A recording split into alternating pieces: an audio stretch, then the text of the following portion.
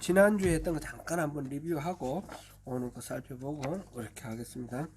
지난주에 여호와의 날에 이런 일이 있을 것이다 하면서 예루살렘의 회복에 대해서 얘기하셨는데, 여호와께서 직접 나가셔서 이방 나라들과 전쟁을 하겠다 하셨고요. 여호와의 그 발이 감람산, 예루살렘 동쪽에 있는 감람산 위에 서실 텐데, 그러면 산이 둘로 쫙 갈라지는데, 한쪽은 절반은 북쪽으로 가고 한쪽 절반은 남쪽으로 가서 그 중간에 동서로 길게 골짜기가 파질 거다 그랬습니다. 이거는 전쟁 때마다 적이 쳐들어올 때에 도망을 못 가고, 이 감람산이 말하자면 피난을 하는데 장애물이 되었어요.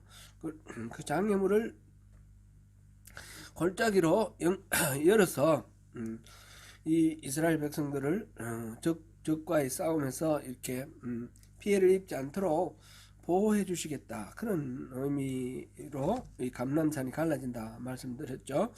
그리고 그날에는 모든 빛이 사라질 거다 그랬습니다. 모든 빛이 사라지고 낮도 아니고 밤도 아니고, 그런데 어두워질 때에 빛이 있으리라 그랬습니다. 이 앞에 빛은 뭐고 뒤에 빛은 뭡니까?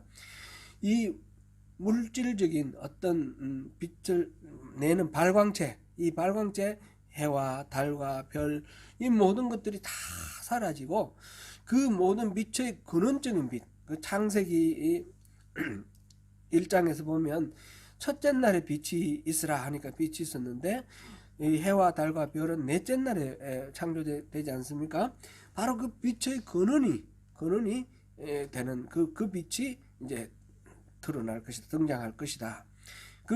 그날에 마지막 날, 종말의 날인데, 그날에 그런 빛이 예루살렘에 있을 것이다 그랬어요. 또 하나는 그 생수가 예루살렘에서 솟아나서 동쪽으로 서쪽으로 흘러갈 것이다. 이거는 에스겔 44장에서 본 성전 문지방에서 흘러나오는 물이 흘러 동쪽으로 가서 사해에, 죽은 바다에 생명을 이렇게 생성하는 것과 같이, 지금 예루살렘에서 흘러가는 그런 물이 온 땅을 풍요롭게, 그렇게, 이거는 창세기의 그 에덴 동산에서 흘러오는 4개의 강, 그거와 같은 거죠. 그런 식으로 할 것이다. 그러니까 예루살렘이 생명의 근원이 될 거다, 이런 말씀을, 그런 이야기를 했고요. 그 다음에 그날에 여호와께서 천하의 유일한 왕이 되실 것이다. 그리고 또 하나의 이 특징이, 온 땅이 아라바 같이 되고 예루살렘은 우뚝 높이 이렇게 서게 될 것이다 그랬습니다. 아라바 같이 된다는 것은 평지 같이 되는데, 그냥 보통 평지가 아니라 지금 그 사해와 요단강, 그게 이제 지구대가 돼가지고 푹 꺼져가지고 해발 마이너스 200에서 400일이 되지 않습니까? 해수면, 바다 수면보다 더 한 200, 300, 400 정도가 이렇게 낮은 땅입니다. 그런 식으로 지금 게바에서 림몬까지, 게바는 저 베냐민 지파 땅이고 림몬은 예루살렘 아래쪽이라고 했습니다. 아무튼 거기는 이제 태백산맥 등줄기처럼 그런 높은 땅인데, 그것이 푹 꺼지고 예루살렘만 우뚝 남겠다. 우리 지난번에 본 내용은 그것입니다. 그래서 예루살렘은 온 세상에서 바라보이는 그런 곳이고, 평안히 서리라, 사람이 그 가운데 있고 다시는 저주가 없을 거다 그랬습니다. 곧 14장 1절부터 11절까지 이 이야기는 마지막 날, 그날에 예루살렘이 모든 빛의 근원, 그다음에 생명의 근원이 그곳에 있을 것이다. 이게 이제 결국은 성전입니다. 성전, 하나님의 임재, 곧 메시아 주님이 그곳에 예루살렘에 등장하게 되실 것이고 생명의 근원이 되실 것이다, 그런 이야기죠. 오늘 12절부터 21절은 이어서 예루살렘의 마지막 최종적인 모습이 나옵니다. 여기에는 세 부분으로 이렇게 나눌 수가 있는데, 12절부터 15절까지에는 하나님이 그 하나님의 백성들을 공격하는 대적들 이 앞에서 전쟁이 이제 있을 거다 그랬죠. 예루살렘은 어떻게 보호하겠다 하셨는데 하나님이 전쟁에 나가서 싸우신다 그랬는데 그 대적들과 하나님과의 싸움의 직접적인 결과가 나와 있습니다. 그것은 12절부터 15절인데 그들이 섰을 때에 살이 썩고 눈구멍 속에서 눈동자가 썩고 입 속에서 혀가 썩는다. 이게 너무너무 끔찍스러운 거죠. 이 뭐 병도 나오지 않는데 겉으로 봤을 때 멀쩡하게 보이는데 속이 다 썩어버리는 이 하나님의 백성에게 대적하는 그런 적들은 다 그렇게 멸망당할 거라는 것이죠. 그 다음에 그날에 13절을 보니까 그들이 피차에 손으로 붙잡고 손을 들어 칠 것이다. 자기들끼리 서로 멱살 잡고 때리고 그렇게 해서 이제 죽는 거예요. 그래서 자멸해 나가는 그런 모습이죠. 그리고 그 다음에 이럴 때에 유다도 나와서 그 예루살렘에서 그 적들과 싸우는데 이때에 사방에 있는 이방 나라들의 보화 곧 금, 은과 의복이 힘이 많이 모여질 것이다. 이거는 이제 말하자면 노획물, 전리품이죠. 전리품. 적들과 싸워서 그 적들이 가지고 있는 금, 은 이런 것들을 다 모아가지고 예루살렘에 이 전리품들이 모일 것이다. 그 다음에 이어서 15절에는 말과 노새와 낙타와 나귀와 그 진에 있는 모든 가축들이 위에 사람들이 서서 살이 썩고 눈 안에서 눈동자가 썩고 입안에 혀가 썩는 것처럼 이 가축들도 모든 가축들도 다 그런 식으로 멸망해 버릴 거다. 지금 12부터 15절까지는 다 이런 식으로 대적들이 이렇게 망해간다. 하나님이 그렇게 싸워서 적들을 질병으로 이렇게 다 썩게 만들어 버릴 것이다. 그런 얘기죠. 그리고 그 전리품은 전부 예루살렘으로 모일 것이다. 그리고 이제 16절부터 19절까지 이야기는 이제 그렇게 되면 이제 적들도 결국 항복을 하고 이 예루살렘으로 올라와서 예배를 하게 될 거라는 겁니다. 그렇게 다 썩고 죽어버리고 남은 사람들 있잖아요. 남은 적들은 예루살렘에 와서 초막절에 예루살렘에 와서 예배를 할 거다. 그때 오지 않는 사람들은 그곳에 비를 내리지 않을 것이다. 비를 안 내리면 어떻게 되죠? 비를 안 내리면 농사 못 짓고 곡식이 수확되지 않고 다 굶어 죽는 거죠. 비라는 것은 비는 누가 내립니까? 하나님이 내리시잖아요. 10장 1절에 바로 하나님 구름을 만들어서 비를 내리시는 하나님께 기도하라는 말이 나오는데 바로 그렇게 이 비는 바알이 내리는 게 아니라 하나님이 내리시는 거예요. 그래서 하나님께 이 초막절에 와서 예배하지 않는 사람들은 그곳에서 비가 안 와서 다 죽을 거다. 지금 구체적으로 애굽을 또 다시 거론을 했는데 애굽도 그런 식으로 안 오면 올라오지 않을 때는 비를 내리지 아니하실 것이다.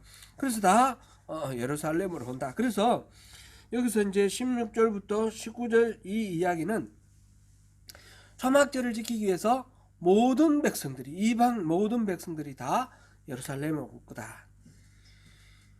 하나님 지금 여기서 말하는 게 굉장히 중요한 이야기입니다.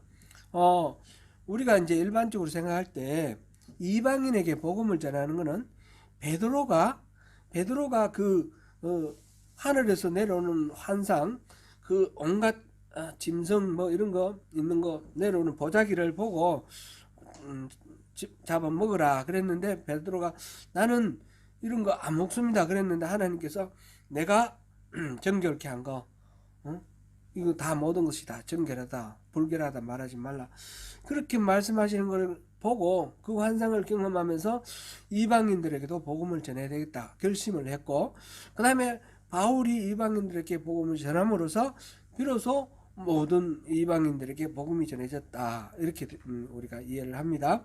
구약 시대에는 그냥 선민인 이 이스라엘 사람들에게만 복음이 전해졌고 그렇게 이해됐다 그랬는데, 우리가 알아 이때까지 살펴본 대로 그렇지는 않죠.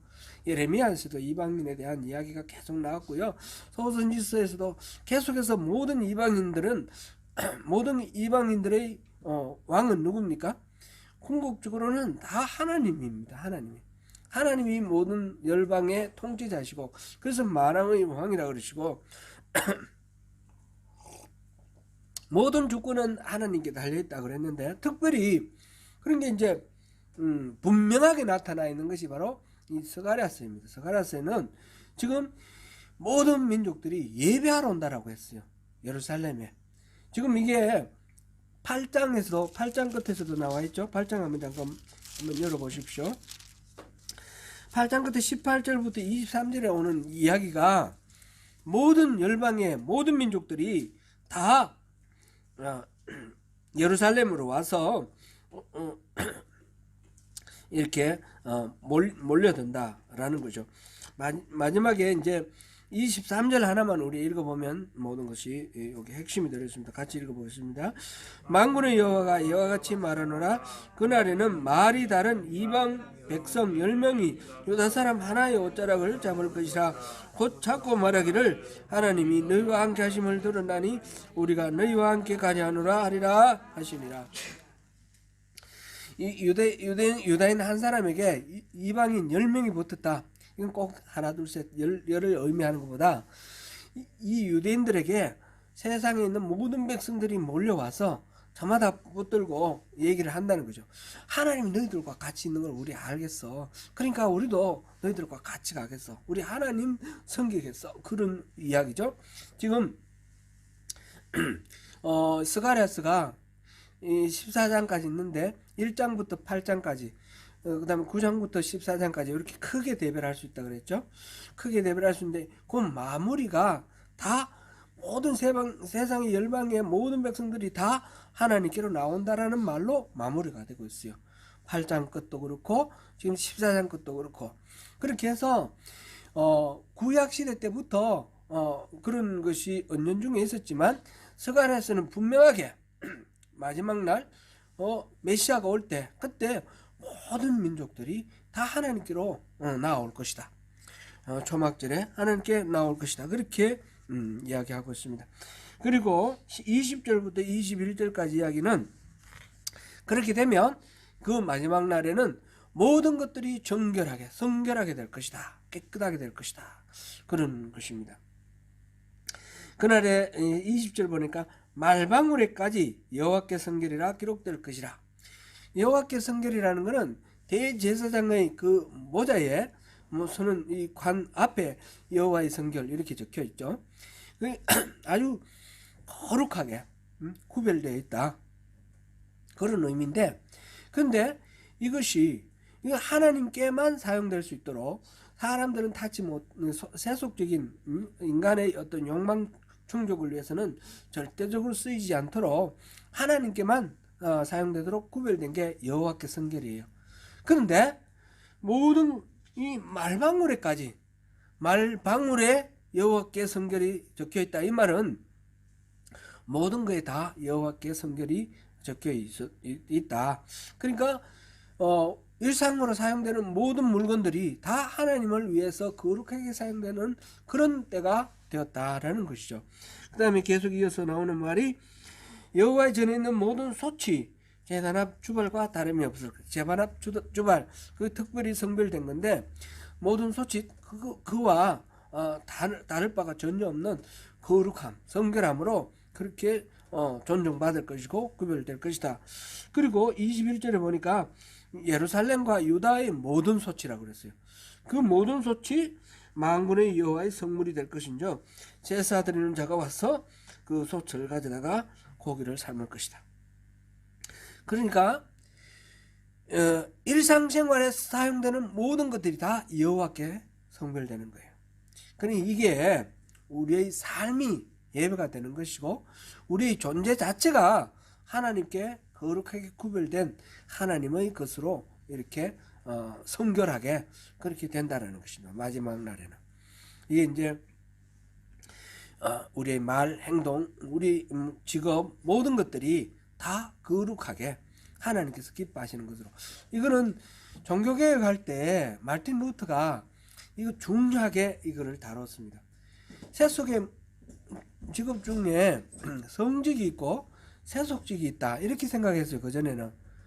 그랬는데 마틴 루터 그 다음에 또 칼빈 이들이 종교개혁을 하면서 크게 중요하게 생각했던 것들은 무슨 직업을 갖든지 간에 그 모든 것들이 다 하나님의 영광을 위해서 사용될 때 이 범죄를 위한 게 아니고 자기 일상의 삶에 사용되는 거, 빵을 만든다든지 대장간에서 낫과 괭이를 만든다든지 모든 것들이 다 거룩한 직업이다, 성직이다, 하나님께 드려지는 거룩한 직업이다 이렇게 이야기를 했습니다. 그게 지금 스가랴서에 그게 녹아 있는 거예요. 스가랴서에 있는 이 말씀이 초대교회로부터 시작해서 가톨릭을 지나면서 말하자면 원래의 이 본래 하나님의 뜻이 왜곡되고 본래에서 멀어진 것을 종교개혁을 해서 다시 본래의 뜻으로 이렇게 원위치시킨 것이 종교개혁이다.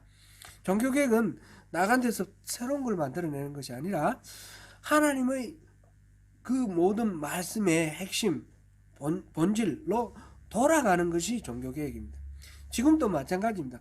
계속해서 교회는 조직화되면서 계속해서 나름대로 동력을 가지고 엉뚱한 데로 갑니다. 그럴 때마다 종교개혁을 해야 되는 겁니다. 그래서 성경의 그 원래의 모습대로. 그래서 뭐 초대교회로 돌아가자 이런 슬로건들이 많지 않습니까?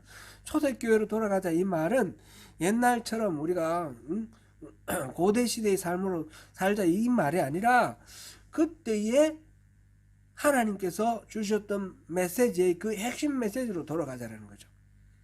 그렇게 지금 스가랴에서 지금 그 얘기를 하고 있습니다. 그래서 만군의 여호와의 전에 마지막에 가난한 사람이 다시 있지 아니할 것이다 그랬습니다. 가난한 사람, 지금 방금 말씀 제가 우리가 같이 나눴는데 이방의 모든 민족들이 예배하러 예루살렘에 오겠다 그랬잖아요. 그럼 가난한 사람이 있지 않을 것이라는 말은 무슨 말일까요? 이거는 민족으로서 가난한 사람이 예배하러 못 온다 이런 의미는 그렇게 볼 수는 없습니다. 가나안인이라는 것은 그 말하자면 성경에서 가나안인의 그 상징하는 이미지가 있죠. 하나님을 거역하는, 하나님을 대적하는 사람, 그런 사람들은 있지 않을 것이다 라는 거죠. 그리고 성경에서는 또 가나안인이 장사꾼, 상인 이런 의미로 많이 사용되었습니다.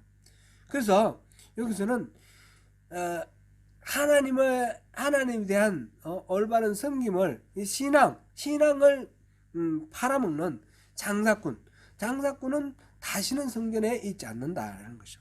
예수님께서 성전에 가서 모든 상을 뒤엎고 그 채찍을 만들어서 다 쫓아냈어요. 장사꾼들을.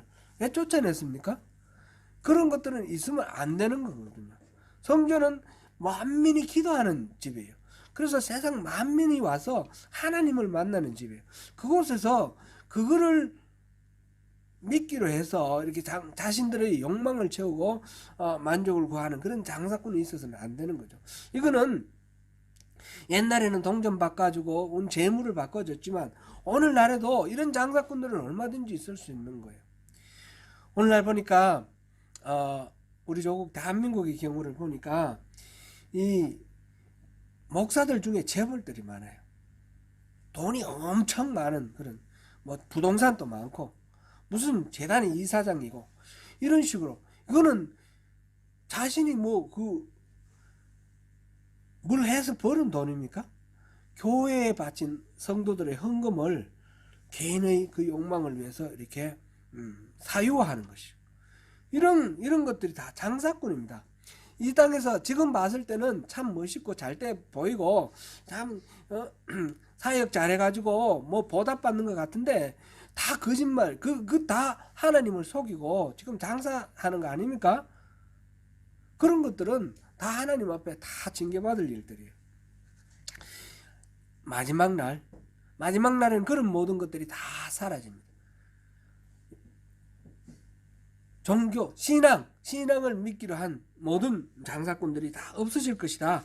그게 지금 여기서 나오는 마지막 스가랴서 마지막 절의 내용입니다. 오늘 지금 12절부터 21절까지 내용 우리 읽어보니까 참 이게 참 스가랴서는 어려운 것 같아요. 요한계시록이 좀 우리가 읽을 때 어려운데 요한계시록만큼이나 어려운 것 같아요. 다른 소선지서는 읽으면 좀 그래도 이해가 되는데 스가랴서는 굉장히 어려웠습니다. 저만 그런가요? 성도 여러분들도 좀 그러실 것 같아요. 그런데 어려운데 마쳤어요. 보람 있지 않습니까? 마지막으로 우리 정리를 한번 해봐야 되겠어요. 정리를. 이 스가랴서는 총 14장까지 있었습니다. 14장까지 1장 1절부터 6절까지가 말하자면 하나님의 소명이에요. 스가랴를 부르는데 언제였죠? 다리오 왕 제2년. 이게 이제 BC 몇 년이었어요? 520년. 그죠? 여기에 학계가 이걸 시작한 고해하고 똑같은 해죠. 학계가 다리오 왕 2년에 이제 했는데 학계와 지금 스가랴가 지금 학계는 직접적으로 성전을 건축하라 했고 스가랴는 이런 하나님의 이스라엘에 대한 회복의 약속을 이야기를 하면서 그 중에 성전을 회복하는 것을 계속해서 말씀하셔요. 마지막에 지금 우리 지금 14장 오늘 본 내용에서도 그 앞에 있었던 예루살렘 높이는 거하고 지금 온 세계에서 이방 사람들 모든 백성들이 예루살렘의 초막절을 지키기 위해서 온다. 그 오는 데가 어디입니까? 성전입니다. 성전을 스룹바벨이 성전을 세우고 그 다음에 여호수아가 제사를 회복해서 그렇게 해서 이 스가랴 전체에서 이야기하는 것, 하나님의 그 모든 것들이 회복될 것이다. 그런 이야기를 지금 하고 있습니다. 그 둘 다 이제 학계나 스가랴나 성전을 위한 그런 하나님의 메시지인데 학계는 520년 한 해 이제 말씀하신 거로 예언한 거로 끝났고 스가랴는 지금 1장 1절과 1장 7절에 보면 다리오 왕 제2년 11째 달 8째 달에서 11째 달로 넘어갔고요. 그리고 7장 가보면 다리오 왕 제4년 9째 달 이래 나옵니다. 그러니까 2년 후까지 이게 지금 예언한 게 나와 있습니다. 그 다음 9장부터 14장까지는 시간에 대한 이야기가 없기 때문에 이거는 언제 이야기된 건지 예언 선포된 건지 그거는 알 수는 없어요.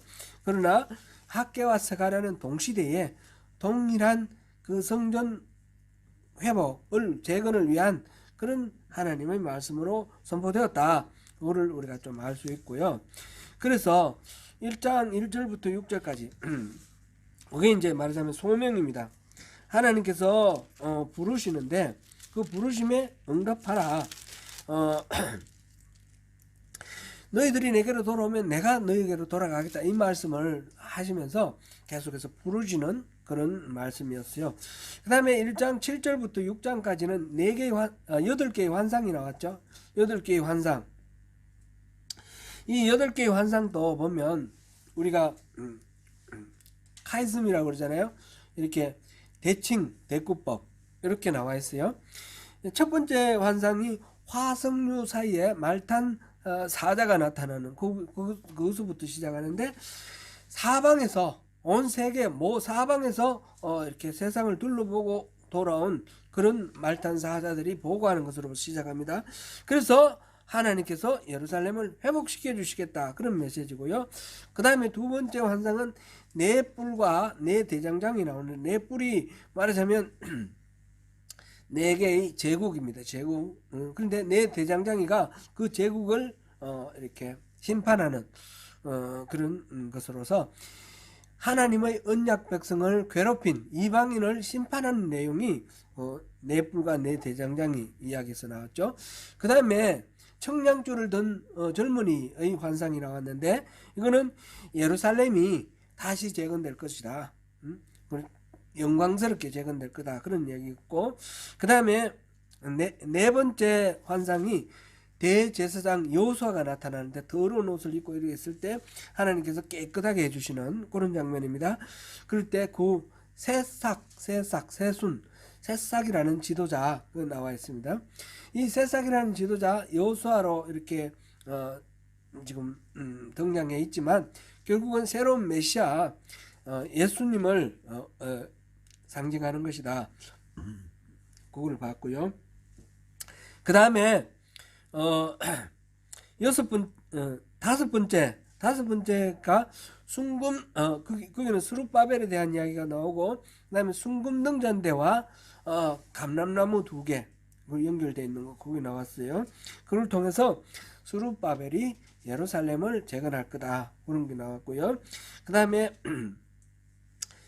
6번째와 7번째 이 환상은 같은 내용인데, 하늘을 날아가는 두루마리가 날아가는데 보니까 글자가 다 적혀 있어요. 거기에 하나님의 말씀이 다 적혀 있습니다. 그 다음에 에바 있는데, 에바 속에 한 여인이 있고 노스로 이렇게 덮어놓고, 또 날개 달린 두 여인이 그 에바를 옮기는 그런 장면이 나오는데, 이거는 범죄한 언약 백성에 대해서는 반드시 심판을 하실 거다, 그런 내용이 있었어요. 그 다음에 노쇠로 만든 두 산 사이에 병거 4대가 나오고, 이 세상으로 이렇게 가지각색의 그 말이 끄는 그 병거가 달려나가는 그런 장면. 첫 번째는 온 세상에서 돌아왔고, 지금 마지막에는 온 세상으로 흩어져 나가는 그런 것입니다. 그래서 결국은 이 북쪽으로 간 말이 하나님 마음을 시원케 했다, 이런 내용이 있고요. 그래서 하나님께서 이스라엘을 회복시켜 주시겠다는 게 첫 번째와 8번째, 이게 이제 같은 이미지이고요, 같은 내용이고, 그 다음에 두 번째 네 뿔과 네 대장장이, 여기에 언약 백성을 괴롭힌 이방 나라 심판하는 거잖아요. 그 다음에 여기에 이제 6번째, 7번째는 범죄한 언약 백성에 대한 심판이, 하늘 날아가는 두루마리, 에바 속의 여인, 여기 이제 서로 짝을 이루고, 세 번째 청량줄 진 젊은이와 순금등잔대 감람나무, 이게 둘 다 예루살렘을 영광스럽게 하겠다는 그런 의미고요. 그 다음에 한가운데 있는 거, 대제사장 여호수아 깨끗하게 하시는 게 새싹이라는 거, 지도자. 결국 이 8개의 환상을 통해서 핵심적인 거는 새로운 지도자, 새싹, 새로운 메시아에 대한 약속입니다. 그런 것으로 이제 8개의 환상을 보여주셨고요. 그 다음에 2장, 7장, 8장은 금식에 대해서 질문하는 사람들에 대한 답을 하면서, 중간에는 뭐 금식 얘기는 없고 첫 번째과 마지막에 금식 나오는데, 결국은 이 전체가 같은 이야기입니다. 금식보다 더 중요한 건 뭡니까? 하나님 말씀 앞에 순종하라, 이런 얘기입니다. 그러면서 네 가지의 메시지가 나오는데, 윗선을 책망하는 것, 회개를 촉구하는 것, 이스라엘을 회복하겠다는 것, 예루살렘의 영광스러운 장래에 대한 이야기, 이렇게 네 개의 이야기 통해서 금식에 대한 말로 마무리가 되었습니다. 그 다음에 이제 9장부터 14장까지는 2개의 예언이라고 그랬습니다. 9, 10, 11 하고 12, 23, 14 이렇게 2개의 예언인데, 그거는 맨 앞에 나오는 이스라엘에 관한 여호와의 경고의 말씀이다. 9장에는 그 표현이 생략되어 버렸습니다. 번역할 때 그 원문에는 있는 말이에요. 여호와의 경고의 말씀이다. 이게 9장에도 있고 12장에도 있습니다. 2개의 이제 예언인데, 9, 10, 11장은 메시아에 대한 이야기입니다. 메시아, 고난받는 메시아 이야기입니다. 메시아가 등장했는데 결국은 고난받는다, 그런 이야기고, 12장부터 14장까지는 그 메시아가 오므로서 이루어지는 이스라엘의 메시아 왕국, 그것이 어떻게 되는가, 그 이야기가 12, 13, 14 그런 이야기다, 이렇게 우리가 정리할 수가 있습니다. 여기서 오늘 우리가 또 이런 이 스가랴서 이야기는 결국 우리가 무엇을 읽어야 되는가? 예루살렘이 회복되고 높아질 것이다. 그게 뭐고? 응? 그게 뭔데? 응? 잘 모르겠습니다. 그래서 이거를 왜 이 말씀을 왜 주셨을까? 스가랴를 통해서 이 말씀의 핵심은 결국 메시아예요. 메시아 예수님이에요. 예수님 하나님께서 메시아적 목자 왕을 세우실 것을 예언을 하셨고, 이게 결국은 백성들의 배신으로 고난을 받는데 그날이 되면 결국 하나님의 백성을 다 구원하시고 영광스러운 왕국을 건설할 것이다. 이게 이제 9장부터 14장 전체의 줄거리다. 이렇게 말씀드릴 수 있습니다. 이 스가랴서는 왜 기록했느냐면, 첫 번째가 지금 학개나 스가랴가 처한 이 상황이 어떤 상황입니까? 바벨론에 갔다가 포로로 끌려갔다가 페르시아가 귀환령을 내려서 허락을 해줬으면 돌아가도록 허락했는데 많은 사람들이 부푼 꿈을 안고 돌아와서 예루살렘에서 성전을 새롭게 재건을 하면 우리가 옛날에 다윗과 솔로몬의 영광을 재현할 수 있을 것이다. 그리고 돌아왔는데 오만 방해와 이런 어려움 속에서 이 성전 재건이 중단되고 말았습니다. 바닥만 깔아놓고 중단되고 말았습니다. 그리고 그 다음에 이 척박한 황량한 땅으로 예루살렘을 돌아와가지고 먹고 살기 급한 거예요. 그곳에는 뭐가 있는 것도 아니니까 모든 거 다 새롭게 개척을 해야 됩니다. 밭도 일구어야 되고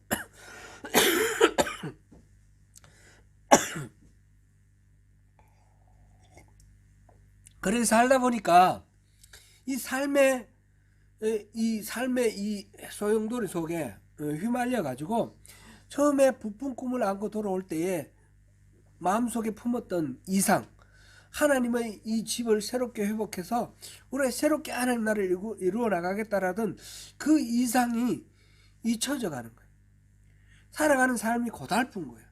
그러면서 불안하고 또 낙담되고 좌절되고, 그래서 서로에 대한 신뢰 같은 것도 잊어버리고, 저 사람이 저래서 저렇다, 저 사람이 저래서 서로 불신하게 되고, 이러면서 지금 모든 의욕이 상실된 그런 상태입니다.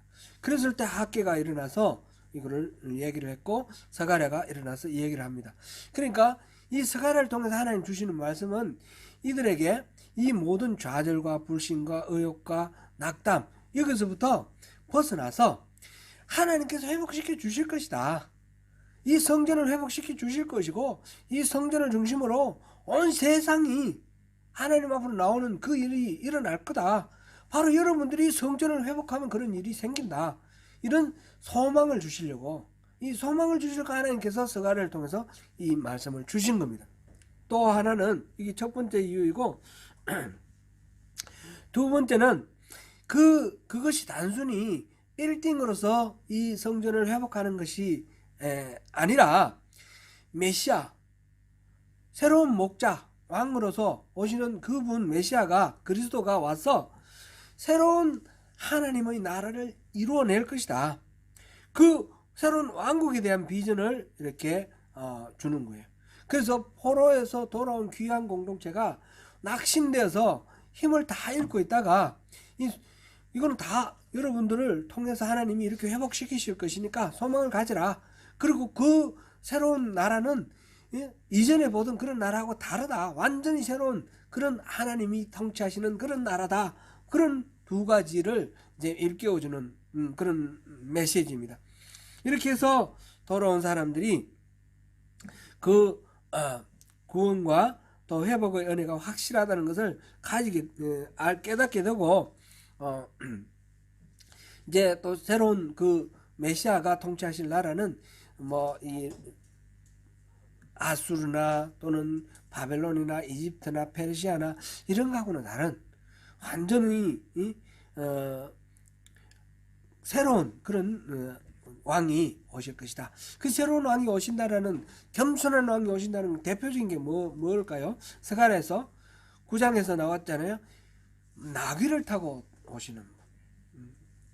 보통 그 제왕들은 말을 타고, 아주 멋진 말을 타고 이렇게 그 군사들을 이끌고 위풍당당하게 그렇게 오는데, 겸손하게 나귀를 타고 그렇게 등장하실 것이다.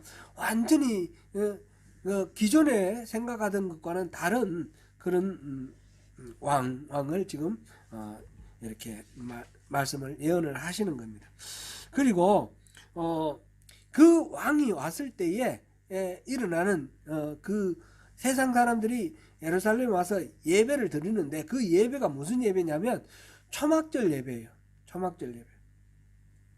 초막절을 지키고 모든 사람들이 올 것이다 그랬는데, 초막절은 무슨 날이에요? 원래 초막은 풀로 지은 움막 아닙니까? 그죠? 그러니까 이스라엘 사람들이 이집트에서 출애굽해서 광야에서 40년 동안 이렇게 이동하는 동안 초막을 지어서 살았어요. 말하자면 텐트, 풀로 만든 텐트로 거기서 살았는데, 그 초막에서 사는 것을 기억하고 기념하기 위해서 초막절이라는 그런 절기를 주었죠. 하나님께서 레위기에 보니까 3대 명절을 주셨는데 6월절과 77절과 초막절이 있어요. 그죠? 6월절은 출애굽한 것을 기념하는 것이고, 77절은 바로 그로부터 50일 후, 이게 이제 나중에 오순절하고 같은 말인데, 수확을 하게 된 것을 기념하는 것이고, 초막절은 그 광야에서 그렇게 40년 동안 헤매는 동안 하나님께서 늘 지켜주시고 보호해 주셨다라는 그런 그 하나님의 보호에 감사하는 절기가 바로 초막절이에요. 그래서 초막절은 감사절이에요. 근데 이게 이제 정착하고 난 뒤에는 그것만 있는 것이 아니라 수확을 하고 가을에 추수를 했을 때 그 추수를 한 것에 대해서 감사를 하는 거예요. 추수감사절인 거예요, 초막절은. 그래서 초막절은 다른 말로 뭐라고 합니까? 수장절이라고 그러죠. 수장절. 수장절이라는 말은 수확한 것들을 갈무리한다는 뜻이에요. 이렇게 보관하고 저장하는 거죠. 그래서 수장절과 초막절은 같은 날인데, 그거는 말하자면 광야에서 늘 지켜주셨던 하나님께 감사하고, 정착한 이후에 풍성한 이 수확으로 또 살 수 있게 은혜 베풀어 주시는 하나님께 감사하는 그런 날이 바로 초막절이에요. 초막절은 유대 달력으로 7월이죠. 7월. 6월절은 1월이고, 그 다음에 77절은 3월이 되겠고, 그 다음에 이 초막절은 7월에 있어요. 7월에는 7월 초하루가 나팔절이고 7월 10일이 대속죄일인데 7월 15일부터 일주일이 초막절이고, 이 마지막 날 22일이 초막절의 마지막 날, 그러니까 성례의 날이에요. 성례가 초막절 첫날과 마지막 날 그렇게 있습니다.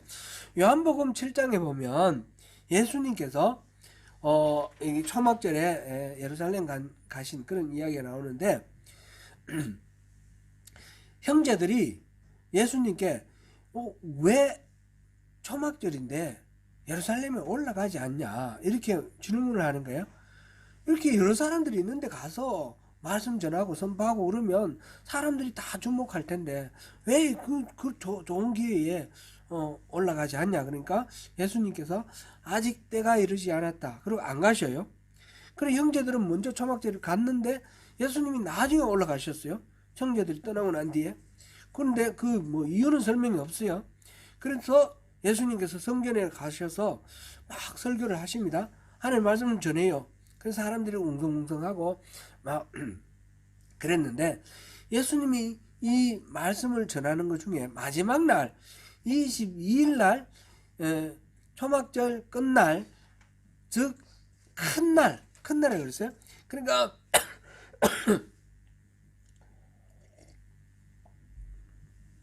초막절 마지막 날에 선포를 하셨는데 무슨 선포를 하셨냐면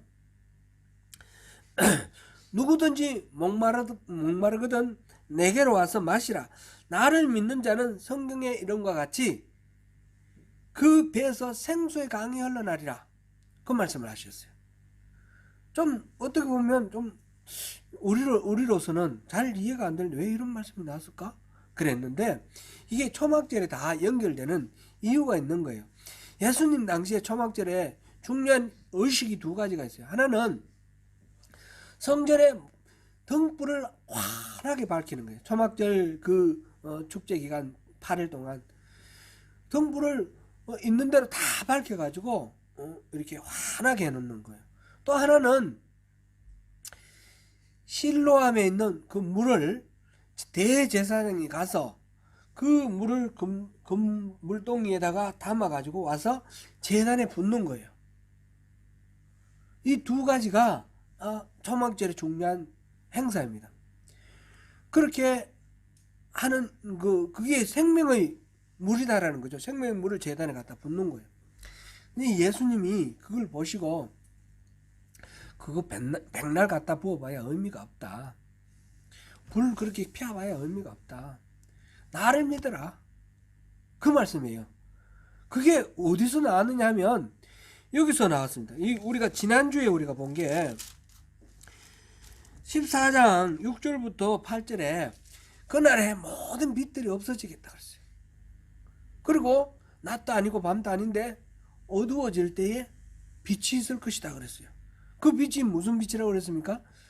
근원적인 빛, 그죠?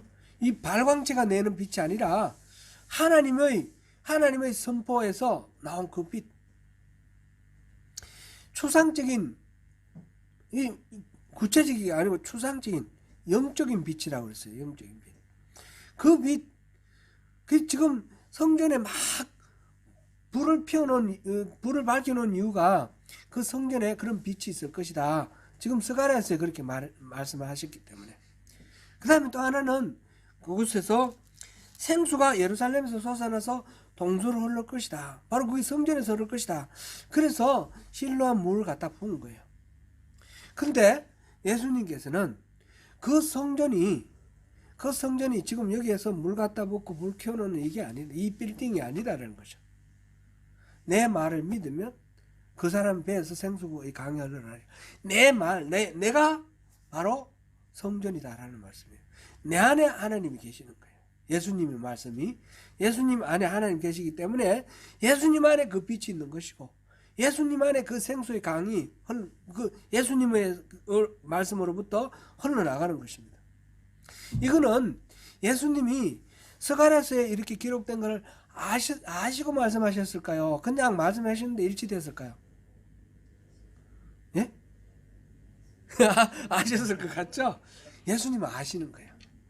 이 말씀의 의미가 스가랴를 통해서 선포된 하나님의 그 예언의 말씀이 바로 메시아로 오실 예수님 자신에 대한 말씀이라는 걸 아시는 거예요. 그래서 그 말씀을 이루시는 거예요. 그 나귀를 타고 예루살렘 입성하시잖아요. 그거는 예수님이 스가랴서에 이런 말씀이 있는 걸 아시고 그랬을까요? 모르시고 그랬을까요? 아시고 그러신 거예요. 내가 바로 그 메시아다라는 거예요. 내가 바로 그 스가랴서에서 예언되었던 그 메시아다. 예수님이 그걸 아시기 때문에 하나님으로부터 그때부터 예언되어 있고 계획되어 있는 그 순서대로 이렇게 나가도록 하나님의 말씀대로 예수님 움직이시는 거예요. 왜 초막절 날 형들이 가라고 그랬는데 안 갔을까요? 동생들이 가라고 했는데 안 갔을까요? 때가 아직 안 이르렀습니까? 예수님은 뭐든지 스스로 판단해가지고 움직이시는 말 아니에요. 그죠? 그랬는데 동생들이 먼저 올라가고 난 뒤에 하나님이 올라가라 말씀하셔서 올라갔을 거예요. 이거는 기록은 안 돼 있지만 예수님께서 항상 하시는 말씀이 아버지께서 하시는 것을 보고 내가 한다.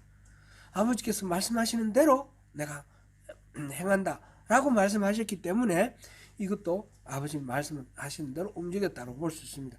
그래서 스가랴서에서 예언된 이 모든 것들은 바로 예수님이 바로 그 메시아시다. 예수님이 바로 근원적인 빛이시다. 예수님이 바로 그 생명의 샘, 생수의 근원이시다. 그런 것을 여기서 다 보여주고 있습니다. 그러니까 이 모든 것들은 단순히 지리적으로 예루살렘에 그 물리적인 성전이 있고 그게 이제 이민족들이 모여든다 이런 이야기라기보다는 예수님 우리 모든 인류를 구원하기 위해서 오신 예수님을 통해서 하나님의 빛, 하나님의 생명의 물이 공급될 것이니까 예수님에게로 모든 사람들이 모인다는 거죠. 이게 바로 교회 아닙니까? 그죠? 교회. 그렇게 해서 예수님께서 모든 것을 다스리시는 그런 일이 있을 것이다. 이사야서 2장 2절에서 4절 우리 잠깐 보면요. 이사야서 2장 2절에서 4절 한번 보겠습니다. 말일에 여호와의 전의 산이 모든 산 꼭대기에 굳게 설 것이요 모든 작은 산 위에 뛰어나리니 만방이 그리로 모여들 것이라. 많은 백성이 가며 이르기를 오라 우리가 여호와의 산에 오르며 야곱의 하나님의 전에 이르자. 그가 그의 길을 우리에게 가르치실 것이라. 우리가 그 길로 행하리라 하리니 이는 율법이 시온에서부터 나올 것이요 여호와의 말씀이 예루살렘에서부터 나올 것임이니라.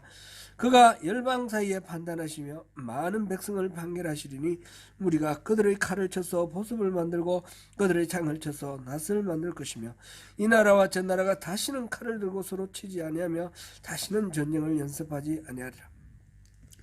여기서 있는 이 산은 물리적인 산이 아닙니다. 그죠?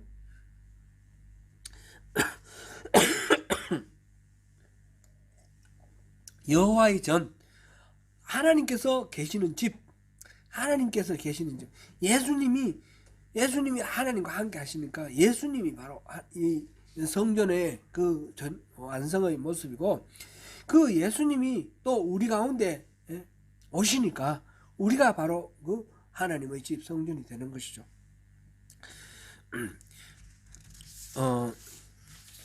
그래서 절기를 지킨다는 것은 의식을 준수한다 그런 의미라기보다는 종말론적으로 하나님이 온 세상을 통치하는 그런 날이 온다. 지금 온 모든 백성 이방 백성들이 예루살렘으로 초막절을 지키기로 위해 온다라는 말의 의미가 바로 하나님께서 온 세상을 다스리고 그 하나님께로 모든 백성들이 돌아오는 그런 그날, 그는 마지막 날, 여호와의 날, 그거를 지금 이야기하고 있습니다. 사랑하는 성도 여러분, 우리가 이제 세상을 바라보면 참 막막하고 답답할 때가 많습니다. 어제 무슨 짧은 무슨 유튜브를 봤는데 어떤 사회복지사가 목사님하고 이제 상담을 하는 거예요. 내가 20년 동안 이 사회복지사를 하면서 이 복지제도를 이렇게 해왔는데 운영해왔는데 우리나라 복지가 안 됩니다. 20년 동안 해봐도 하나도 변한 게 없습니다. 그랬더니 목사님이 예수님 오신 지 2000년 됐어요. 그렇게 얘기했다고. 이건 좀 유머 웃기는 이야기예요. 예수님이 오신 지 2000년이 돼도 이 세상에 죄와 악이 가득하고 끊임없는 이 대적들이 계속해서 이렇게 하나님의 길을 막습니다. 요즘 와서 좀 더 암울하게 느껴지는 것이 교회는 힘을 잃어가고 점점 어려워지는 것이 아니냐 그런 생각이 드는데 그런데 이 스가랴서를 보니까 우리가 소망을 가질 수 있어요. 결국은 하나님께서 모든 것들을 다 정리하시고 통치하실 거예요. 이 세상은 하나님께서 지금 참고 기다리시면서 인내하시는 것이지 하나님이 능력이 없으셔서 어쩔 줄 몰라서 어쩔 수 없어서 막연히 그러시는 것이 아니라는 거죠. 하나님은 반드시 그렇게 최종적으로 승리하시는 것이다 라는 것을 우리가 믿으면서 이 절망 가운데 소망을 가질 수가 있습니다. 참된 빛의 근원이신 우리 주님 예수 그리스도 그리고 생명의 샘으로서 생수의 강의 근원이 되시는 예수님께서 그분이 바로 참된 메시아라는 것을 우리 다시 한번 확인할 수 있습니다. 그분이 우리 안에 오셔서 우리 안에서 빛을 발하시고 우리 안에서 생수의 강을 흘려 넘치게 이렇게 하고 계실 때에 바로 우리가 세상을 밝게 하고 세상에 생명을 공급하는 그런 하나님의 복의 통로, 그런 신령한 그 하나님의 동력자로서 우리가 살아갈 수 있지 않겠습니까? 사랑하는 성도 여러분, 주님 안에서 그 참된 평안과 기쁨을 누리시고 그 하나님이 주시는 그 무한하신 그 은혜와 능력을 또 마음껏 또 발산하시면서 영원한 생명의 복을 마음껏 누리시는 저와 여러분 되시기를 축원합니다.